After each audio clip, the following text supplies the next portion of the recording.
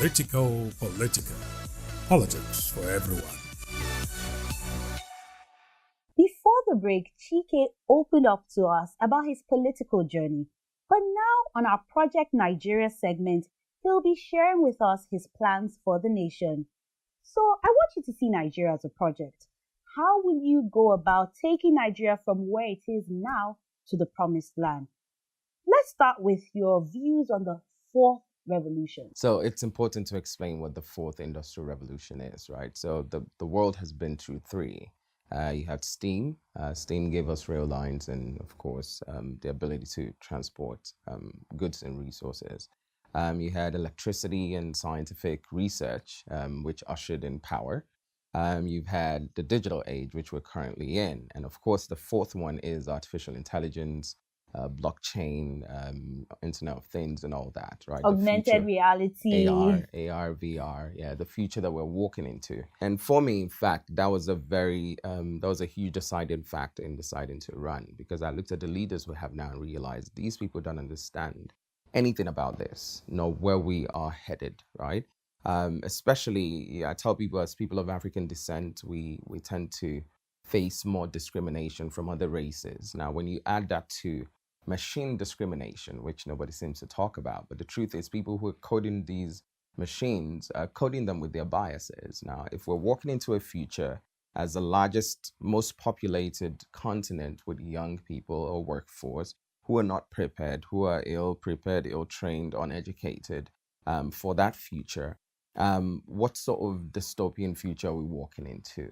Right, so it's important that we have a nation that inspires young people and supports innovation, whether it's through tech hubs, through venture capital funds, through scientific and technological research and sponsoring those, or bringing Africa together to understand the importance of investing in that collectively.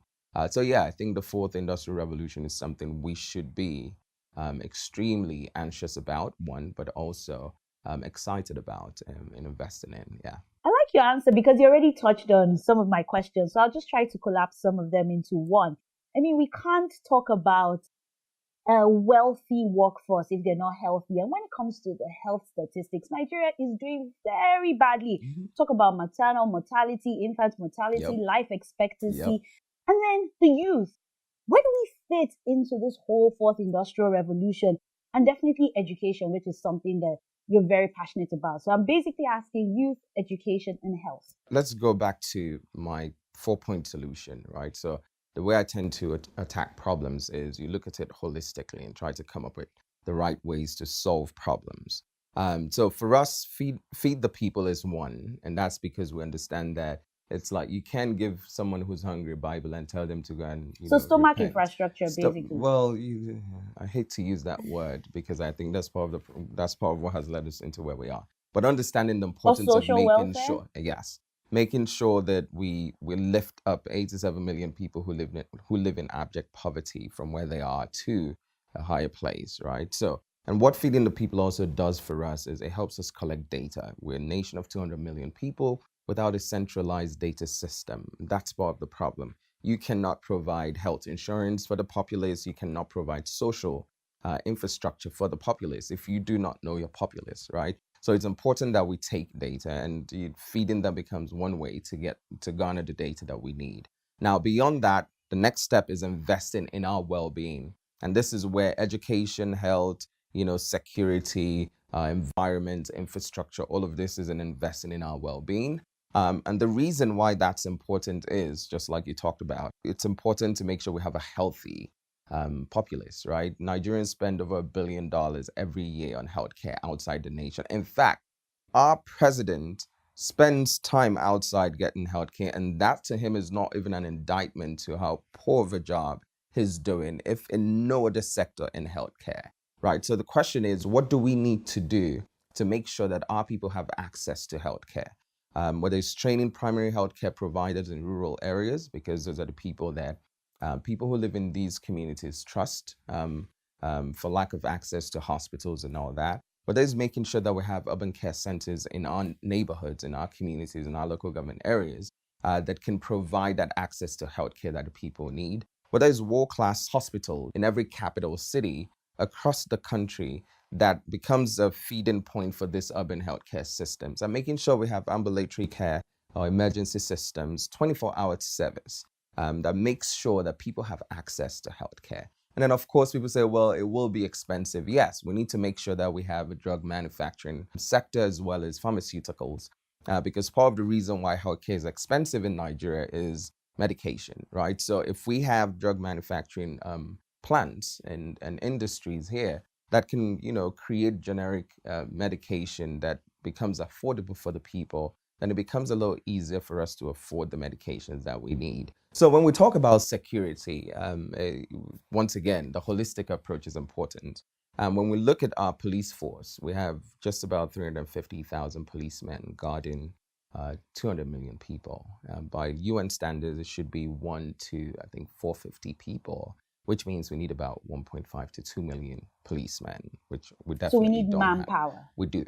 We need manpower. That's one. Two, we need to decentralize our police force and encourage more community and state policing. So the vigilantes, the JTFs. No, I would the not. hunters. No, not the vigilantes, right? So it's still a state-sponsored thing, wherein it's standardized across the nation, where people who decide to go into service of law enforcement are equipped and trained properly to understand the work they need to do, whether it's intelligence gathering, whether it's protecting the community.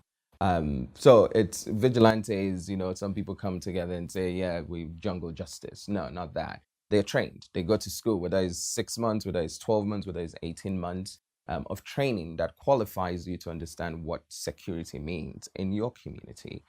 So we need to do that. We need to incentivize the people who protect us, right? I tell people we cry corruption, but the truth is some of the corruption that we have today is from survival, instincts. Because you have mouths to feed. Exactly, people trying to survive, right? So if we do that, if we equip them, now when Foreign affairs, I still had a lot to talk about in security and how to tackle insurgencies and all that. But okay, let's move to foreign affairs. Foreign affairs, China. I like to talk about China and what China is doing in Africa today. China pretty much owns Zambia, owns Ethiopia, owns Kenya, owns Tanzania, and this is. Would you say they're on their way to owning Nigeria? Nigeria actually has, I think Nigeria and Angola has the largest loan, whatever, from China. So yes, the one benefit we have is we have a large population, and a lot of resources. So we may have a little bit more buffer, leeway before it gets to that, but we're definitely headed that. So for instance, our president went to China a couple of weeks ago and took a soft loan for $328 million, right? Nobody knows what the money is for. You can be sure that if he does not make it in 2019, which we're hoping he doesn't, we will not know what would happen to that money. So I'm not against loan. I'm not against borrowing money, but it's making sure that there's the right leadership to know how to use them. And accountability and transparency. Transparency is extremely important. So with foreign affairs, it's important to understand that, one, you have people who can advocate for the nation, right? So nation first, Nigeria first. What is in trade deals, diplomacy. Macron came here in June and claimed that he was putting up €1 billion to guarantee 70% of loans for startup founders. And our business leaders, hailed him, the Tony Elumelus, and then he kissed Buhari from cheek to cheek, and everybody said, yay, wonderful. But if you understand the consequences of that deal, you know that this was not in the best interest of the people. For one, you have to understand that startup founders do not have money, right? You do not give loans to startup founders. That's a trap, a disaster waiting to happen. You do investments, you do equity investments. Now, the benefit of equity investments is this. You understand that if the company folds up, you lose your money. Therefore, you do everything you can to make sure that they succeed. So someone like Macron would have to open Europe to Nigerian or African founders to scale their businesses to make sure they succeed, because that's the only way they benefit. The problem with loans, though, is this. Whether you succeed or fail, you have to pay to pay it back. Politico Politica is all about getting into the heart of politics. But when we return, I like to call it our quick fire segment. He has to respond the first thing that comes to mind. Hope it's the right answer. And yes, it's going to be absolute fun. You don't want to miss that.